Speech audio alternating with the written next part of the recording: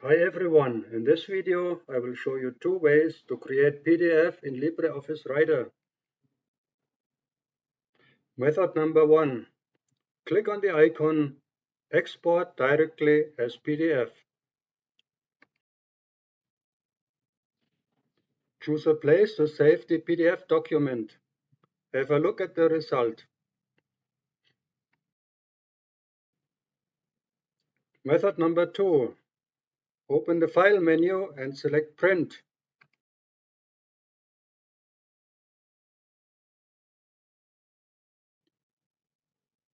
Select Microsoft Print to PDF in the pop-up menu and press Print. Another pop-up menu will ask you for a place to save your PDF document.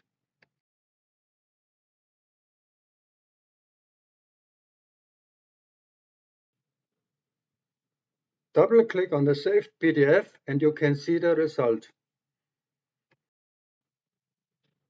Thanks for watching and see you in the next video.